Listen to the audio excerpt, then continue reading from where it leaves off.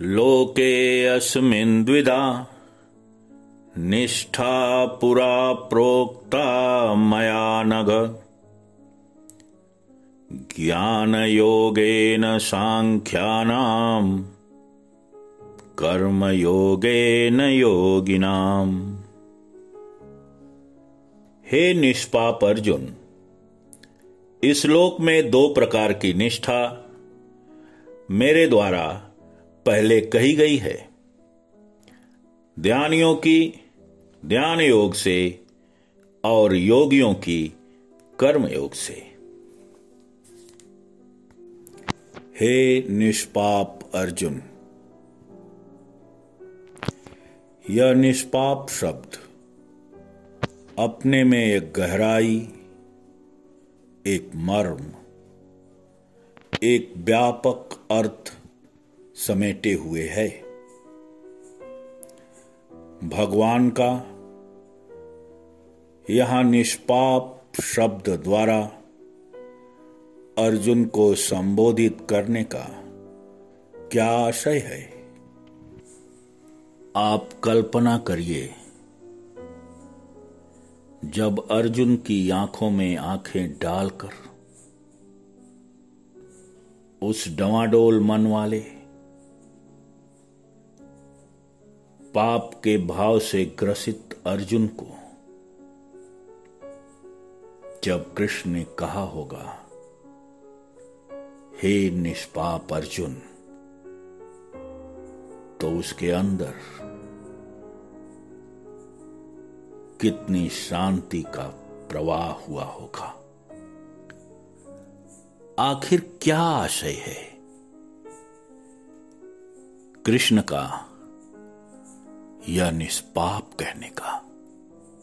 कृष्ण एक बहुत बड़े मनोवैज्ञानिक हैं। अर्जुन कृष्ण से एक संदेश,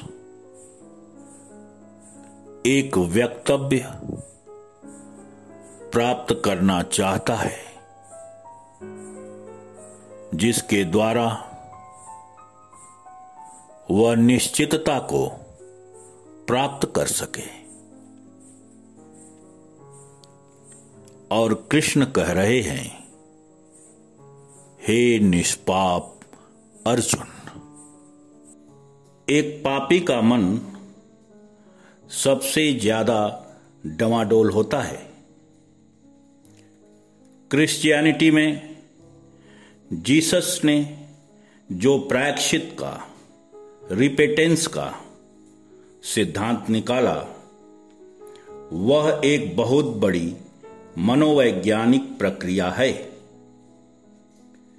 स्वयं से जब व्यक्ति अपने पाप को स्वीकार कर भगवान से माफी मांग लेता है, तो उसके अंदर उसका मन पाप बोध के भाव से मुक्त महसूस करता है, जिसके परिणाम स्वरूप वह मानसिक स्थिरता को प्राप्त करता है और पुनः अपराध करने को तत्पर नहीं होता।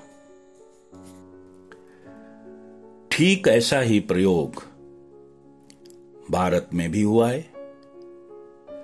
हमारे यहां यह मान्यता बनाई गई कि गंगा में स्नान करने से पाप धुल जाता है।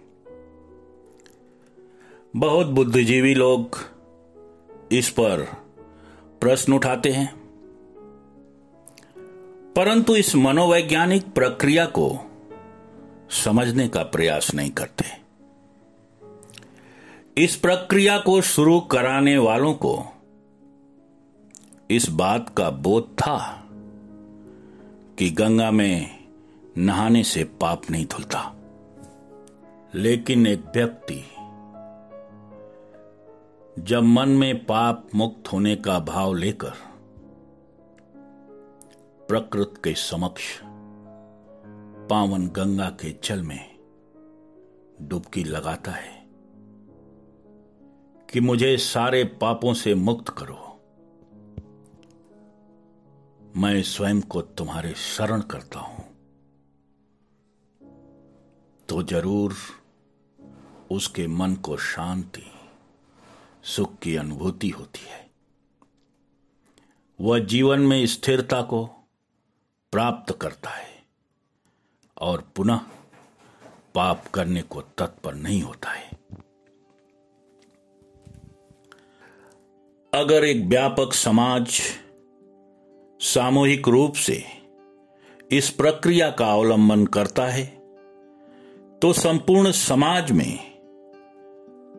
समाज के मन में स्थिरता आती है और समाज में अपराध की कमी होती है। अगर साक्षात ईश्वर ने, जिसकी आंखों में आंखें डालकर अपने शब्दों से कहा होगा, हे निष्पाप अर्जुन, तो अर्जुन के मन में कितनी शांति की, स्थिरता की तरंगों का संचार हुआ होगा। भगवान आगे कहते हैं, हे अर्जुन, इस लोक अर्थात इंद्रियजन दुनिया में मेरे द्वारा पहले 2 प्रकार की निष्ठाएं कही गई हैं। पहली निष्ठा सांख्य योग की ज्ञान के द्वारा, दूसरी कर्म योग की योग के द्वारा। हम यहां पहले सांख्य को समझने का प्रयास करेंगे। जिस सांख्य की बात कृष्ण कर रहे हैं वह बहुत ही व्यापक है। वह संपूर्ण जगत के मन, बुद्धि एवं अहंकार की समस्त अव्यक्त क्रियाओं को अपने अंदर समाहित किए हुए है। सांख्य कहता है, सर्वव्यापकता ही हमारा स्वभाव है, इसलिए कुछ करने की जरूरत नहीं है। हम तो वो हैं ही। जरूरत है जानने की। Just knowing is enough. जानना ही काफी है, याद ही काफी है। हमें विस्मृति हो गई है। हम भूल गए हैं कि हम कौन हैं। अतः स्मृत लब्धा ही काफी है उस खो गई सुरति को प्राप्त करने के लिए। उसे पाने के लिए और कुछ करने की कोई जरूरत नहीं है। कर्म हम करते हैं तो हमें अप्राप्त की प्राप्ति होती है। कर्म के द्वारा हम धन की प्राप्ति करते हैं, पोजीशन, स्टेटस की प्राप्ति करते हैं। भौतिक जगत की सारी अप्राप्त वस्तुओं की प्राप्ति के लिए हमें कर्म की जरूरत है। ये सारी वस्तुएं अगर कर्म न किया जाए तो धीरे धीरे हमसे दूर चली जाती हैं। अर्थात कर्म शून्यता की स्थिति में यह पुनः शून्य में चली जाती हैं, क्योंकि वस्तुएं हमारा स्वभाव नहीं है।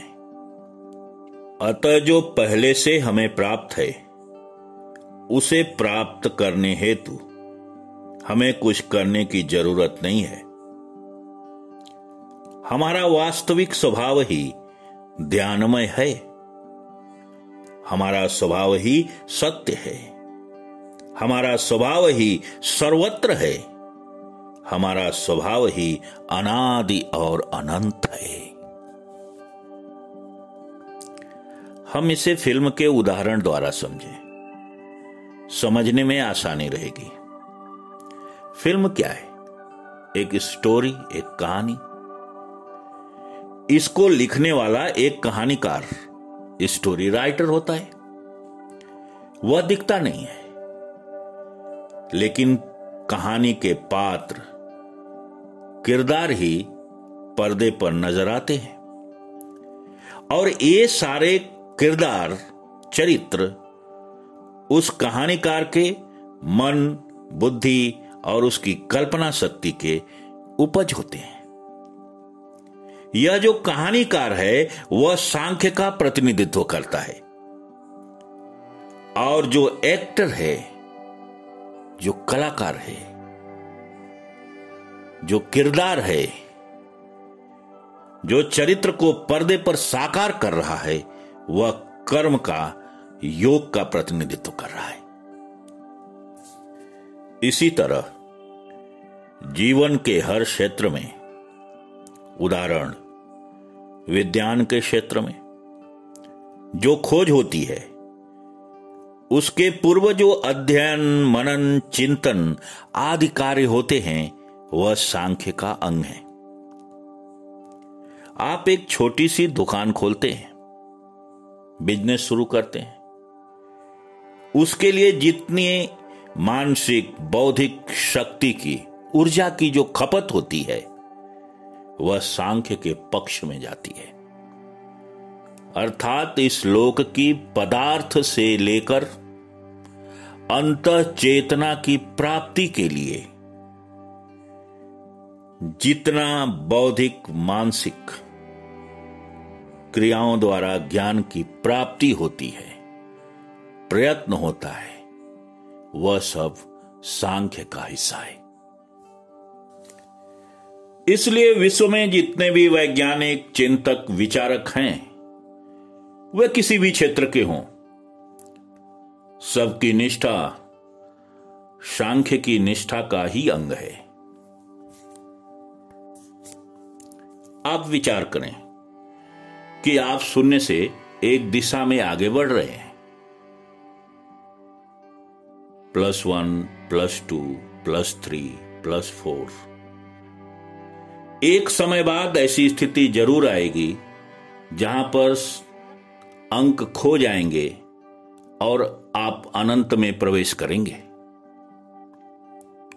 यही क्रिया आप दूसरी दिशा में करें, -1, -2, -3, -4, और यहां भी वही स्थिति आएगी जब आप अनंत में पुनः प्रवेश करेंगे। कृष्ण कहते हैं, हे अर्जुन, ये 2 मार्ग हैं जीवन की यात्रा के, और इनके लिए 2 निष्ठा है। सांख्य की यात्रा बुद्धि की यात्रा, नेगेटिव की यात्रा, नकार की यात्रा है। यह बुद्ध तथा महावीर का मार्ग है। यह ज्ञान संन्यास का मार्ग है। यहां छोड़ने की प्रक्रिया है। यह राह है उस हंस की जो जीवन की राह में सारे अवास्तविक वस्तुओं को नकारते हुए अपने वास्तविक स्वरूप को प्राप्त करता है। दूसरा मार्ग है कर्म योग का, जो सब कुछ स्वीकारते जाता है, लेकिन स्वीकारने की एक सीमा है। अतः उसे अपने पात्र को बढ़ाना पड़ता है। अब पात्र को बढ़ाने के लिए उसे पुनः नकार को समझना पड़ता है। एक फिल्म आई थी शोले। शोले में महानायक अमिताभ बच्चन ने जय का रोल किया था, और उस फिल्म के स्टोरी राइटर थे सलीम और जावेद। आप विचार करें कि सलीम और जावेद खड़े हैं -10 पर और अमिताभ खड़े हैं +10 पर। एक जय सलीम और जावेद के मन में है जो अव्यक्त है। उस अव्यक्त जय को +10 पर खड़े अमिताभ बहुत अच्छी ढंग से समझते हैं, तभी वह जय को अच्छे ढंग से अभिव्यक्त कर सकते हैं। अतः +10 पर खड़ा कर्मयोगी -10 पर खड़े सांख्य योगी को अच्छी तरह से जानता है तथा उसके ज्ञान को समझता है। इनके मार्ग भिन्न हैं, इनके स्थान भिन्न हैं, लेकिन आंतरिक विकास समान है। अर्जुन +100 पर खड़ा है। यह स्थान उसने युद्ध विद्या, धनुर्विद्या के द्वारा प्राप्त किया है। +99 तक खड़े अनेकों लोग उसे अपना आदर्श मानते हैं, वह उनका आइडियल है।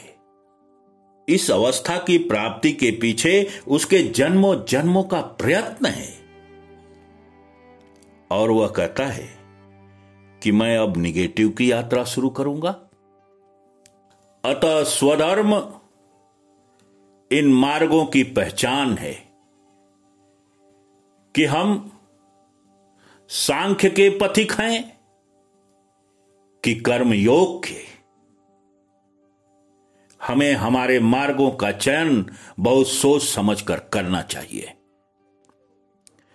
समस्त मानव समुदाय 2 प्रकार की निष्ठाओं में बटा है।